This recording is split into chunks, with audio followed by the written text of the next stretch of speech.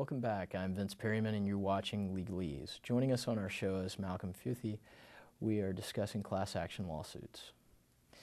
Malcolm, before the break we went into, what is a class action, how many people does it take to get certified in a class? Well, one thing that I'm wondering is the purpose of a class action just to, not clog the courts with a bunch of cases? What is the full purpose of it? Yeah, well, there are several reasons that class actions exist. It actually has a long history dating back to the English courts, although the English would probably disclaim any Americans, the way Americans have changed it and altered it. But it goes back quite a ways, and typically whenever you had actions where you seek an injunctive relief or declaratory relief, then you would have class actions. But it's really about 1966 when they changed Rule 23 to add for Rule 23b3 classes that you really had this new tool that could be used. And there are several reasons for doing it. First,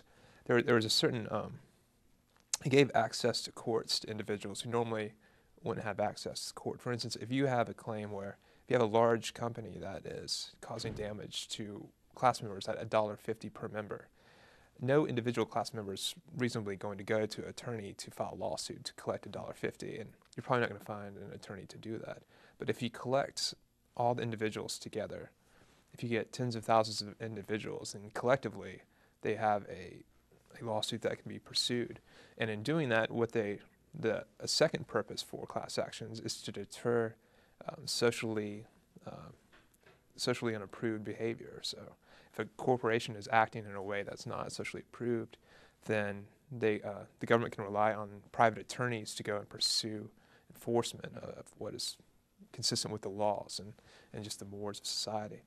But in addition to that, it's also more efficient for courts, because if you do have a type of individual claim that could be brought individually, sometimes you have the problem of the fact that the court would not want to litigate 10,000 cases. Sometimes it's easier just to have 10,000 cases combined into one so that the court can address all the matters in one proceeding. And in addition to that, there's the benefit for the class members in that they're allowed somewhat of an equal result. There's a fair and equal result. So you don't have to worry about the first plaintiff running to the courthouse and getting a judgment and wiping out the defendant's bank so that nobody else can get it.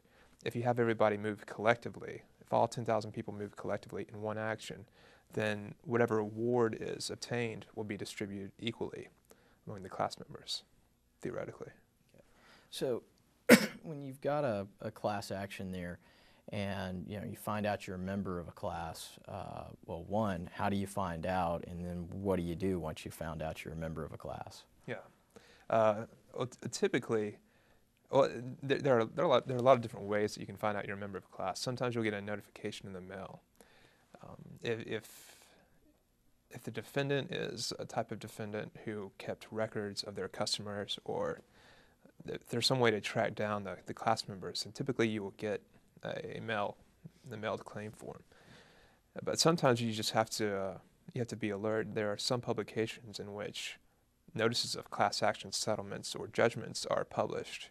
You'll see it a lot in the Daily News. You'll see it in Parade magazine. Mm-hmm. But a notice will go out, and in those notices it'll direct you to the claims administrator. And whenever you get a claim form, or whenever you contact the claims administrator and get a claim form sent to you, then the first thing that you need to do really is just figure out what the class action is about, who the defendant is, and what the class is, and just what the issues are. So once you figure that out, you need to figure out how they've proposed to resolve that. And the first question you should ask is whether you think it's fair, adequate, or even reasonable that the proposed settlement is taking effect. It may be too much. So I've seen instances in which class members have contested that it's too much. There may be instances in which you think it's not enough. Typically, that's what you see, is that there wasn't enough money obtained for the class. Mm-hmm. And you also have to a good thing to look at is the attorney's fees that are being awarded. You may want to consider whether the attorney's fees are reasonable given the class. But once you do that, you need to figure out The important thing is to figure out whether you're a class member and the deadlines. First, to find out if you're a class member, you have to look at the definition of the class and to see whether you fall within the scope, the definition of the class. And then there are certain deadlines that you need to be mindful of. You need to pay attention to, first, the deadline to objecting to the class, so that if you don't think it's fair, reasonable, or adequate, you can file an objection. The other deadline to be mindful of is the deadline to submit your claim form. You definitely don't want to miss that. And you need to, whenever you get a claim form, you should calendar. The best thing to do is just go ahead and take care of it. Figure out the requirements for submitting your claim form and just comply. But if sometimes it will require additional material or information. So some class actions will require you to submit receipts. Some class actions will require you to submit proof of address. So just pay attention to what the requirements are and just comply and get the claim form in by the deadline. Say I get a claim form in the mail. Is this something that is some terse, wordy document that I'm not going to understand and I need to get an attorney, or do I need to call the number on there and they're going to explain it to me? What do I need to do? Well, in the past, there is a trend towards making it simpler for individuals to read, but there is in the past it was very complicated, it's very difficult. It depends on how complicated the class action is too, because there is you have competing concerns. One, you want to give the individual as much information as possible, but you don't want to give so much information that it's not taken in by the individual. So there is a difficulty in drafting a claim form. But typically what you'll do is you should see some type of synopsis somewhere, some quick, easy to read description of what's going on. And you should first pay attention to that. And if you have a sizable stake in the class, then I would recommend asking an attorney about it. There are, I don't personally handle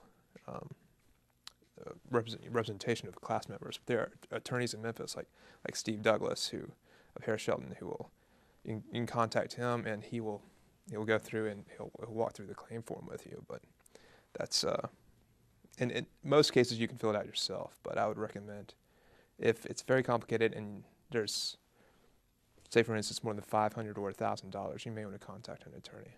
Okay. When we return from our break, we will talk more with Malcolm Futhey about class action lawsuits. Please stay with us.